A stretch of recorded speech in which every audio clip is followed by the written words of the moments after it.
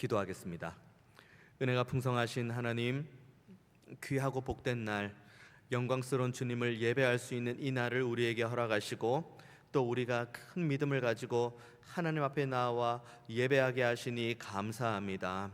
우리 안에 영광의 주님을 항상 예배하기 원하는 믿음으로 가득 넘치게 하시고 이 믿음 가지고 살아가는 가운데에 이미 임한 하나님의 나라를 충만히 경험하는 모든 예배자들 되게 하여 주옵소서. 예배를 섬기고 또 주일을 섬기는 많은 손길들이 있습니다.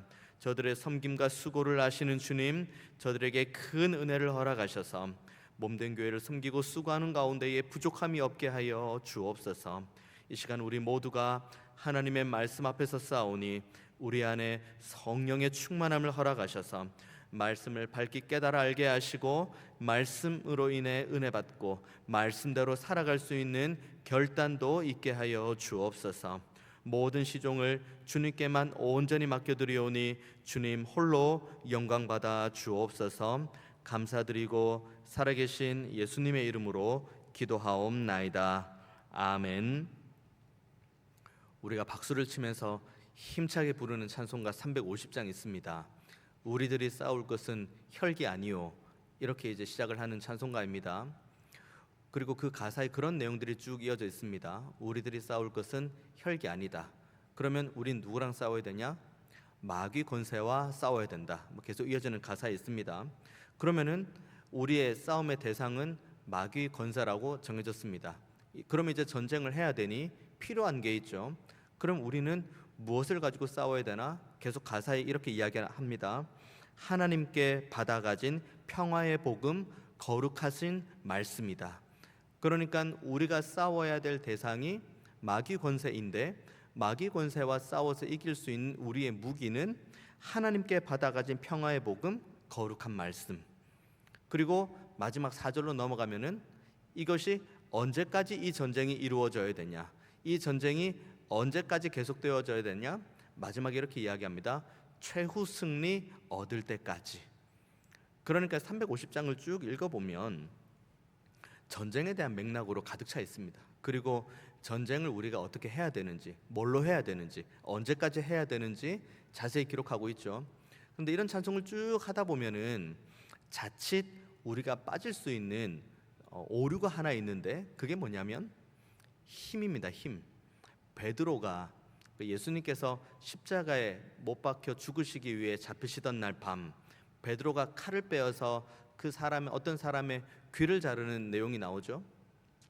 우리가 빠질 수 있는 오류가 이 바로 베드로와 같은 오류인 겁니다. 힘. 많은 사람들이 소망했던 건 힘입니다.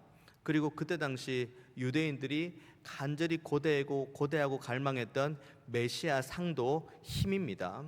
그래서 와서 예루살렘에 입성하셔서 로마의 모든 힘을 굴복시키시고 그리고 이스라엘이 하나님의 나라라는 것을 온 열방에 베풀기 원하는, 이것이 그때 당시 유대인들이 가지고 있었던 생각이죠.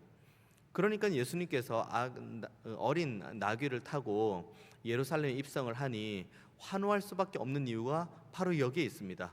드디어 하나님의 나라가 임했다고 생각을 할 거거든요. 이제 우리들의 이 억압된 상황에서 완전히 해방이 되고 이제 하나님께서 말씀하신 하나님의 나라가 이 땅 가운데 권능으로 임하겠다라고 그들은 나름 생각을 했을 겁니다. 그런데 우리 모두가 아는 것처럼 그들이 생각하는 하나님의 나라와 그리고 예수님께서 말씀하시는 하나님의 나라의 간격은 생각보다 꽤 컸습니다. 그러니까 그 간격을 발견한 사람들, 그러니까 처음에 예수님께서 예루살렘에 들어오셨을 때 호산나 다윗의 자손이라고 외쳤던 그 사람들이 자신이 꿈꿔왔던 하나님의 나라의 방식과 그리고 예수님께서 말씀하시는, 지금 예수님께서 보여주기 원하시는 하나님 나라의 방식의 간격이 너무 크니 그 다음 그들이 나아갔던 방식은 회개의 방식이 아니었습니다. 차라리 바라바를 풀어내고, 그때 당시 말 그대로 이 천하의 범죄자였죠. 차라리 바라바를 석방시켜 주시고 저 예수를 못 박아라고 이야기를 합니다. 이것이 하나님의 나라를 오해한 사람들이 얼마나 파괴적으로 바뀌는지를 보여주는 대목이기도 합니다. 그러면 이 모든 일련의 과정들을 지내면서 우리의 머릿속에 떠오르는 질문이 하나가 있습니다. 그러면 하나님의 나라는 무엇일까? 예수님께서 정말 우리에게 들려주기 원하시는, 그리고 예수님께서 우리로 하여금 누리기를 원하시는 그 하나님 나라가 무엇일까? 오늘 본문엔 예수님께서 하나님 나라가 무엇인지에 대해서 두 가지 비유를 통해서 말씀해 주십니다. 이 비유의 말씀을 저와 여러분이 함께 묵상하고 또 함께 나누면서 우리가 생각하는, 우리가 원하는 하나님 나라가 아닌 주님께서 말씀하시는 하나님의 나라를 온전하게 소망하는 시간 되게 하시고, 그 하나님의 나라 안에서 충만하게 은혜 가운데 거하기로 믿음으로 결단하는 은혜 시간 되기를 원합니다. 첫 번째로는 비유, 하나님 나라 비유 18절에 이렇게 이야기를 하시죠. 주님께서 하나님의 나라가 무엇과 같을까? 내가 무엇으로 비교할까? 라고 말씀하신 다음에 이제 겨자씨 말씀을 하십니다. 19절 말씀이죠. 마치 사람이 자기 채소밭에 갖다 심은 겨자씨 한 알 같으니 자라 나무가 되어 공중의 새들이 그 가지에 깃들였다.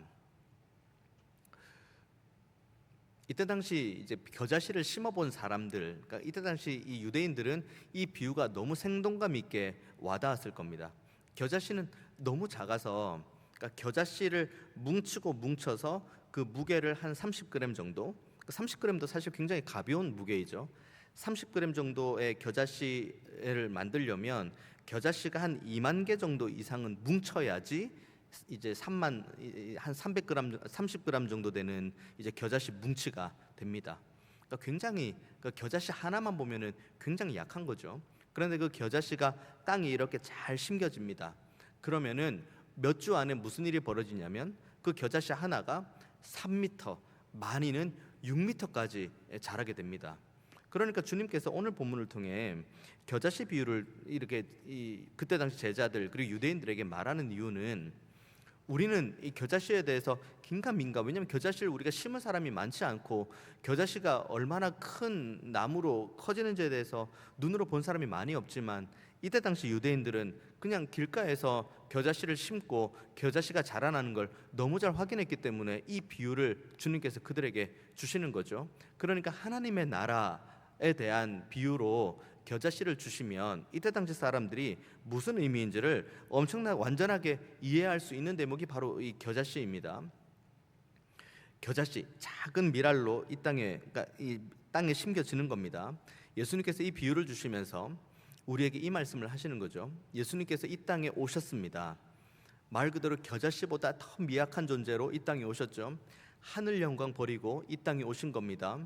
말씀이 육신에 되어 오신 겁니다.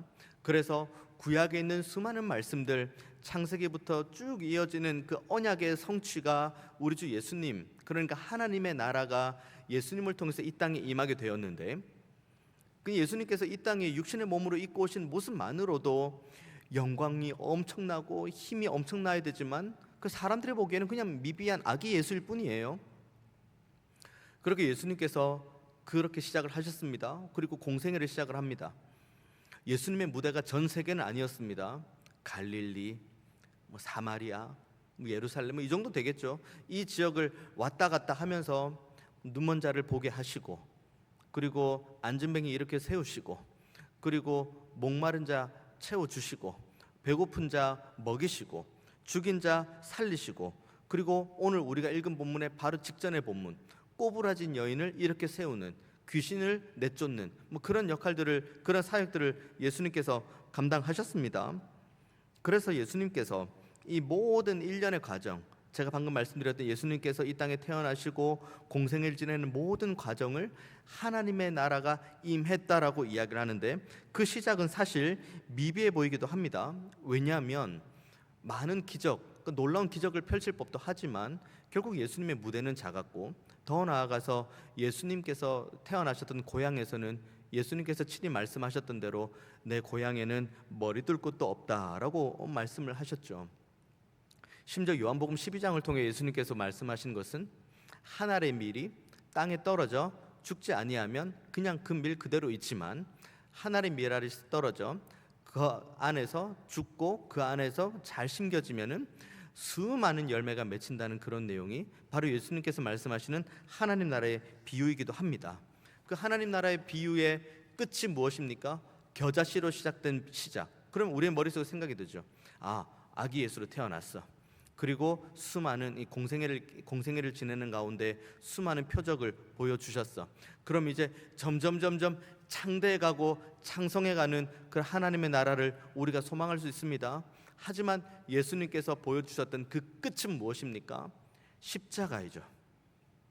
아기 예수로 태어나서 수많은 기적을 보이시고 그리고 많은 사람들에게 하나님의 나라의 성장에 대한 이야기를 하신 주님께서 실제로 보여주신 것은 십자가에서 죽으신 겁니다. 그리고 예수님과 함께하였던 많은 제자들 끝까지 예수님을 붙들고 따라갔습니까? 다 흩어졌죠. 이 모습만 보면은 하나님의 나라는 실패한 것처럼 보입니다. 미약하게도 시작했는데 성장이 웬 말입니까? 그냥 이 자리에서 그냥 마무리가 된 것처럼 보입니다.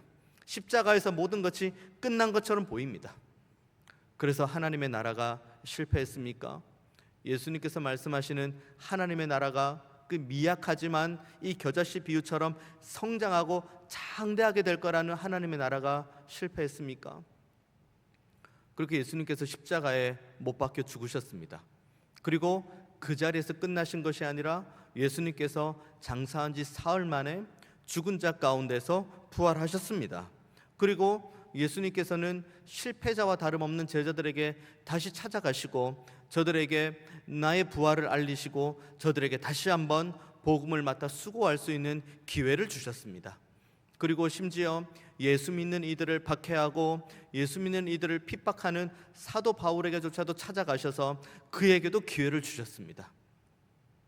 십자가가 끝이 아니라 십자가에서 모든 하나님의 나라가 종결이 아니라 그 작은 씨앗 아기 예수로 태어나신 주님께서 십자가에 못 박혀 죽으심으로 하나님의 나라가 점점 왕성하게 커지고 세워져 가는 것을 오늘 본문을 통해서 봅니다. 그래서 사도 바울이 부활장 고린도전서 15장의 부활장에 그의 고백은 한결같습니다. 나는 날마다 죽는다. 나 하나 삶으로 인해서 나 하나 목숨을 부지하는 것이 아니라 내가 날마다 주의 죽으심을 묵상하고 주의 죽으심이 나의 죽음이 될 때에 주의 부활이 나의 부활이 된다는 것을 사도 바울이 너무 잘 알고 있기 때문에 고린도전서 15장의 그 부활의 내용을 처음부터 끝까지 기록하면서 그가 하는 말, 나는 이 부활을 너희들에게 가르치고 너희들에게 전하니 나는 이 부활에 대한 열매로 항상 내 삶의 고백은 이것이다. 나는 날마다 죽는다. 이것이 하나님의 나라입니다. 날마다 죽는 것, 그 가운데 우리를 다시 살리시는 것, 그리고 우리를 통해서 하나님의 통치를 우리로 하여금 맛보게 하는 것, 더 나아가서 많은 이들로 하여금 하나님의 나라가 이미 임했다는 걸 우리의 삶의 증거로 보여주길 원한다는 것, 여기에 시작은 예수님께서 십자가의 죽으심과 마찬가지로 우리도 날마다 죽는 것에 있습니다. 우리가 이 본문을 보면서 소위 우리가 생각할 수 있는 게 이렇게 생각할 수 있습니다. 그래, 하나님의 나라가 성장하지, 하나님의 나라가 작은 겨자씨가 점점 커지는 것처럼 하나님의 나라가 확장되지 라고 우리가 생각하면서 그 다음 머릿속에 번쩍 드는 생각이 선교로 생각할 수가 있어요. 온 유대와 사마리아와 땅끝까지 가서 복음을 전해라. 그 복음을 전하는 가운데 점점 하나님을 아는 이들이 많아질 것이고 하나님의 나라가 확장될 것이고 우리가 그렇게 생각할 수 있습니다. 물론 틀린 말은 아닙니다. 하지만 우리가 여기에만 우리의 생각이 모아지게 되면 선교 안 나가는 우리는 하나님 나라의 확장과는 전혀 상관없는 삶을 사는 것처럼 그렇게 생각할 수도 있습니다. 그래서 우리가 이렇게 한번 묵상을 한번 해보면 좋겠습니다. 하나님의 나라, 지금 예수님께서 비유로 말씀하시는 하나님의 나라, 말 그대로 하나님 나라입니다. 하나님께서 친히 인도하시고 하나님께서 친히 주인이시고 하나님께서 친히 통치하시는 나라가 하나님의 나라입니다. 그렇기 때문에 우리는 우리의 삶을 또 하나의 하나님의 나라로 보아야 되는 거죠. 그럼 우리 자신을 이렇게 봅니다. 우리가 점점 커지고 있나? 우리가 점점 성장하고 있나? 겨자씨와 같은 우리가 점점점 하나님의 나라 안에 하나님의 통치를 받아가며 점점점 커가고 있나? 가만히 하나님의 말씀을 비추어 우리의 삶을 보면 하나님의 말씀으로 우리의 삶이 변화되어지는 소위 회개의 열매, 회개의 열매가 그렇게 많지 않은 것도 우리들 봅니다. 그리고 하나님의 통치 안에서 하나님의 은혜를 날마다 누려야 되는데 하나님의 은혜하고는 조금 거리가 먼 삶을 사는 우리들의 모습도 존재합니다. 하나님께서 통치하시니 우리는 하나님만 의지하면서 살아가는 삶을 산다고 날마다 믿음으로 결단하지만 실제로 우리의 삶을 보면은 하나님의 나라와 그 안에 통치를 우리가 구한다기보다는 나의 뜻과 나의 원과 나의 생각과 나의 지혜대로 살아가는 우리들의 모습이 더 많이 있습니다. 이것이 시작하는 우리들의 미약함입니다. 여전히 실패하고 여전히 미약하고 여전히 어쩌면 겨자씨보다 더 작은 우리들의 모습이 바로 이 지점일 수 있습니다. 그러나 이 가운데에 우리가 너무 감사한 것은 오늘 본문을 다시 보십시오. 하나님의 나라 무엇과 같을까라고 하신다면 19절, 마치 사람이 자기 채소밭에 갖다 심은 겨자씨 한 알 같으니 자라 나무가 되어 공중의 새들이 가지에 깃든다. 그 씨가 자발적으로 커지는 게 아니에요. 누군가의 은혜에 의해서, 누군가의 섬김에 의해서, 누군가의 도움으로 인해서 점점점 커지는 거죠. 우리의 삶이 하나님의 나라가 임한 이 삶입니다. 그런데 가만히 보면은 하나님의 나라가 임했다고 하기에는 우리는 너무 미약합니다. 너무 연약합니다. 실패로 가득 차 있습니다. 때로는 죄로 가득 차 있습니다. 하지만 하나님의 나라가 겨자씨보다 작은 우리의 삶 가운데에서 점점점 성장하는 가운데 우리의 연약함과 우리의 미약함은 크게 문제가 되지 않습니다. 왜 그런지 아십니까? 하나님의 나라를 세워가시는 분은 하나님이시기 때문입니다. 하나님의 나라를 성장시켜 가시는 분도 하나님이시기 때문입니다. 하나님의 나라를 온전하게 이렇게 세우시는 모든 분도 하나님밖에 없습니다. 우리가 잘났고 우리가 완전하고 우리가 온전해서 하나님의 나라가 임한 것이 아닙니다. 우리가 여전히 미약할 때, 우리가 아직 죄인 되었을 때에, 우리가 여전히 연약함 가운데 있을 때에 하나님의 크신 은혜가 우리 가운데 강권적으로 임하게 된 것이고, 그래서 하나님의 은혜로 말미암아 우리의 삶이 점점점 하나님의 나라가 확장되듯이 우리의 지경이 넓어지게 되는 겁니다. 그렇게 우리의 지경이 하나님의 은혜로 넓어지니 그 다음에 19절 후반부와 같은 그런 은혜가 있는 겁니다. 자라 나무가 되어 공중의 새들이 그 가지에 깃든다. 우리가 하나님의 은혜를 받아서 하나님의 나라가 성장하듯 우리의 삶이 이렇게 성장을 합니다. 그러면 우리만 성장하는 것이 아니라 그 가지에 새들이 깃드는 겁니다. 이것이 하나님 나라의 온전한 성장입니다. 우리의 풍성한 삶, 하나님의 은혜로 인해서 변화되어진 우리의 삶, 하나님의 놀라운 사랑으로 인해 변화되어진 우리의 삶, 하나님의 자비와 용서를 거름 삼고 자양분 삼아 점점 자라나는 이 하나님 나라로서의 우리의 삶을 통해서 많은 이들이 쉬고, 많은 이들이 은혜를 경험하고, 많은 이들이 하나님의 살아계심을 목도하는 것, 우리의 삶에 한 사람 두 사람 깃드는 것, 이것이 하나님 나라의 성장입니다. 그러기에 우리는 이 온전한 성장을 소망하기 위해서는 우리의 연약함을 하나님 앞에 그대로 아뢰는 겁니다. 우리 회개하지 못한 그래서 열매 맺지 못하는 이 모습을 하나님 앞에 그대로 아뢰는 겁니다. 그리고 하나님의 도우심을 구하는 자리, 하나님의 은혜를 구하는 자리, 눈물 쏟는 자리, 하나님만 앙망하는 그 자리로 우리는 끊임없이 나아가야 됩니다. 그때 하나님께서 우리의 지경을 활짝 넓히시고 우리를 괄목할 만큼 성장시키시는 하나님의 은혜를 경험하게 될 것입니다. 이와 같은 성장이 저와 여러분의 범사에 온전하게 있게 되기를 원합니다. 두 번째는 겨자씨 비유와 동시에 누룩 비유를 이야기를 하십니다. 20절에 내가 하나님의 나라를 무엇과 비교할까? 라고 말씀하시면서 21절에 이렇게 말씀하시죠. 마치 여자가 가루 서말 속에 갖다 넣어 전부 부풀게 한 누룩과 같으니라 하셨더라. 누룩은 밀가루, 그러니까 밀가루 반죽이에요. 그냥 그 반죽인데 거기에 약간의 누룩만 들어가면은 엄청나게 부풀어지는 역할. 그래서 누룩을 하면은 일반적으로 예수님께서 부정적인 요소로 사용하시고 너희들이 바리새인의 누룩에 주의하라고 이야기하시면 그 누룩에 대한 이야기를 하시지만, 결국 오늘 본문에 하나님 나라를 누룩으로 비유하신 이유는 그 누룩이 끼치는 영향력이 엄청나게 크다는 걸 의미합니다. 그러니까 하나님 나라에 대해서 주님께서 결국 두 가지 비유의 말씀을 주시는데, 첫 번째 겨자씨를 통해서 완전하게 성장하는 것, 두 번째 누룩 비유를 통해서 한 사람이 그 은혜의 영향력을 통해서 완전히 변화되어지는 삶. 그러니까 양적인 성장과 질적인 성장을 오늘 본문의 겨자씨와 누룩을 통해서 우리에게 말씀해 주시는 겁니다. 하나님 나라의 영향력은 강력한 겁니다. 그런데 우리가 또 한 가지 생각을 해봐야 될 것은 1세기 기독교인들, 그러니까 오늘 본문부터 시작되는 이 초대교회 이 기독교인들, 그러니까 유대인들, 그리스도인들은 소위 말하면 그렇게 강력한 영향력을 끼칠 만한 자리에 있는 사람들은 아니었습니다. 예수님 믿으면 잡아가두고 로마의 핍박을 받아가며, 그리고 그들 가운데에 온전하게 섞이지 못하고 카타콤에서 조심하게 조용하게 예배하고 말 그대로 변방의 나그네였죠.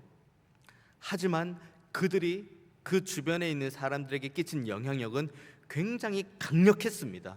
사도행전에 나오죠. 천하를 어지럽히는 자들이라고. 강력했습니다. 하지만 그러다가 이제 중세교회로 넘어오면서 말 그대로 변방의 나그네처럼 있다가 세상의 중심부로 기독교가 들어왔죠. 말 그대로 힘이 생겼습니다. 권력이 생겼습니다. 그리고 재정이 생겼습니다. 그래서 하나님의 나라가 임한 걸로 우리가 볼 수 있습니까? 성장, 영향력, 이 두 가지로만 보면야 중세교회 때 하나님의 나라가 완전히 임한 거죠. 그 어디에서나 영향력이 끼쳐질 정도로 모든 문화, 경제, 모든 그들의 군사적인 움직임에 그 모든 이유가 기독교였기 때문에 기독교에 대한 영향력이 엄청나게 크고, 그러니까 하나님의 나라가 중세교회에 활짝 꽃피었고 활짝 이루어졌다고 우리가 말할 수 있습니까? 그렇게 말하기에는 중세교회를 지내는 시간 동안 많은 새들이 깃들이지 않았습니다. 그냥 자기들끼리 먹고 즐거워하는 것들이 있었겠죠. 하지만 하나님의 은혜를 사모하는 이들, 하나님의 말씀에 갈급한 이들, 그리고 하나님의 앞에 큰 은혜로 나아가기를 원하는 이들, 오늘 본문에 나오는 그 깃들기 원하는 그 공중의 새들이 거기에 깃들이지 않았어요. 영향력, 엄청난 영향을 끼치죠. 그런데 가만히 돌아보면 좋은 영향력을 끼쳤을까요? 안 좋은 영향력을 끼쳤을까요?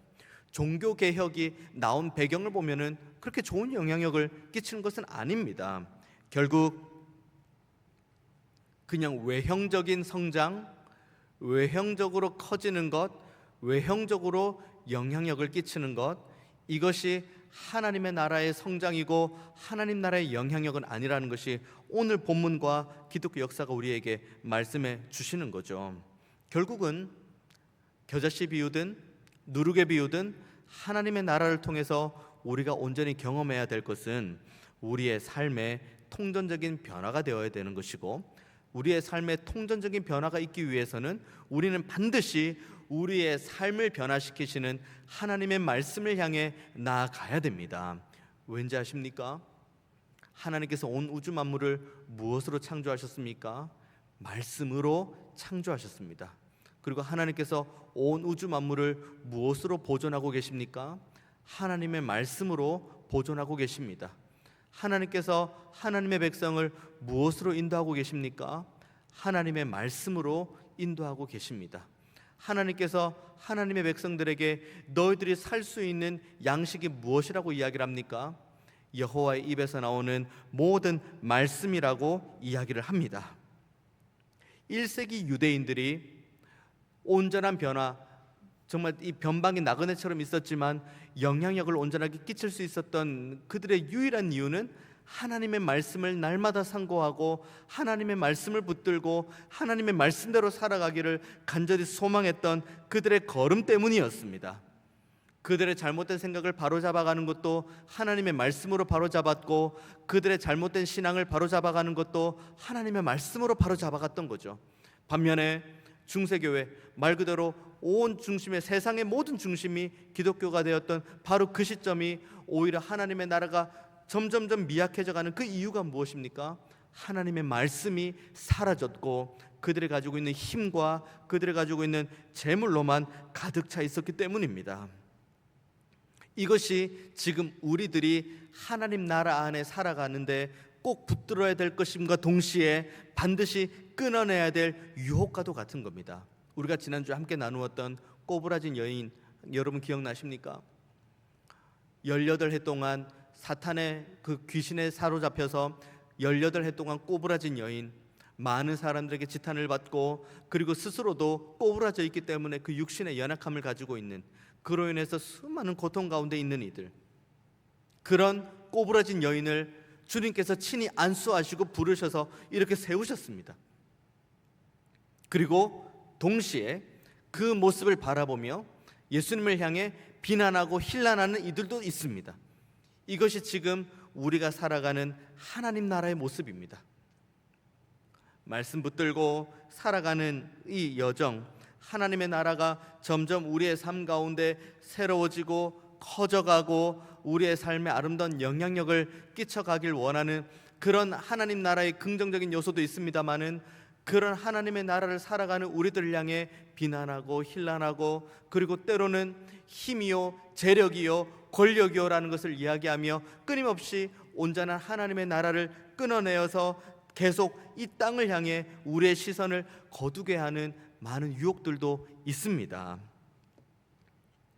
그런 유혹 가운데 넘어질 때도 있죠. 그런 유혹 가운데 실패할 때도 있습니다. 우리가 눈을 들어서 항상 하나님을 바라보아야 되는데 하나님을 바라보지 못하고 여전히 이 땅의 것을 바라보며 이 땅에 소망을 두는 우리들의 모습이 여전히 많기 때문입니다. 그렇기 때문에 우리가 실패자처럼 보일 때도 있고, 그렇기 때문에 우리가 실망할 때, 우리 자신의 모습 때문에 실망할 때도 있고 낙심이 될 때도 있습니다. 그러나 실망하지 말고 낙심하지 말고 포기하지 않아야 됩니다. 왜 그런지 아십니까? 18절부터 21절까지 이 비유로 주신, 예수님께서 비유로 주신 이 하나님 나라, 주님께서 이 말씀을 비유로 주시는 이 길이 무슨 길인지를 봐야 됩니다. 영광을 보는 길입니까? 영광을 취하는 길입니까? 내가 힘과 권력을 누리기 원하는 그 길입니까? 예수님께서 지금 18절부터 21절까지 주시는 이 하나님의 말씀을 주시는 이 길은 죽으러 가시는 길입니다. 예루살렘에서의 별세, 십자가의 죽으심을 앞두는 길입니다. 그리고 결국은 이 비유의 말씀, 하나님의 나라는 성장이고 하나님의 나라는 영향력이다, 강력한 영향력이다 라고 말씀하신 예수님께서는 결국 십자가에 못 박혀 죽으셨습니다. 하지만 이 십자가에 죽으시고 다시 부활하심으로 하나님의 나라가 점점 성장해가고 하나님의 나라가 강력한 영향력을 끼쳐가는 이 모든 하나님의 나라의 은혜 가운데에 우리 한 명 한 명을 주님께서 다시 불러주시는 거예요. 실패한 우리, 실망하는 우리, 낙심하는 우리, 포기하는 우리, 아유 내가 이것으로 하나님의 백성답게 살아갈 수 있을까라고 좌절하는 우리를 다시 한번 하나님의 나라로, 실패자요 절망자요 좌절자인 우리들을 하나님께서 다시 하나님의 나라로 불러 모아 주십니다. 어디에서부터 시작이라고요? 주님께서 십자가에 못 박혀 죽으신 바로 그 죽음에서부터 하나님의 나라는 완전하게 이루어진 것입니다. 오늘 본문의 비유는 에스겔서 말씀에 이미 예언되어 있는데 이렇게 기록되어 있습니다. 에스겔서 17장 22절에서 24절까지 말씀이죠. 주 여호와께서 이같이 말씀하시되 내가 백향목 꼭대기에서 높은 가지를 꺾어다가 심으리라. 내가 그 높은 새 가지 끝에서 연한 가지를 꺾어 놓고 우뚝 솟은 산에 심되 이스라엘 높은 산에 심으리니 그 가지가 무성하고 열매를 맺어서 아름다운 백향목이 될 것이요 각종 새가 그 아래에 깃들이며 그 가지 그늘에 살리라. 들의 모든 나무가 나 여호와는 높은 나무를 낮추고 낮은 나무를 높이며 푸른 나무를 말리고 마른 나무를 무성하게 하는 줄 알리라. 나 여호와는 말하고 이루느니라 하라. 이 비유가 결국 오늘 본문의 비유로 이어지고, 그리고 이 비유가 결국은 예수님께서 십자가의 죽으심으로까지 이어지지만 여기에서 끝이 나는 것이 아닌 다시 부활하시고 승천하시고 그리고 다시 오시겠다는 재림의 약속까지로 이어지는 겁니다. 그래서 에스겔서 17장 24절의 마지막에 이렇게 말씀으로 마무리하는 겁니다. 나 여호와는 말하고 이루느니라 하라. 실패자의 자리, 좌절하는 자리, 포기하는 자리, 낭망하는 자리, 그리고 회개의 열매를 맺지 못해서 가슴을 치며 울고 있는 자리, 그 자리에서 눈을 들어 우리 주를 보면은 바로 그 자리가 주께서 우리에게 말씀하시는 하나님의 나라가 됩니다.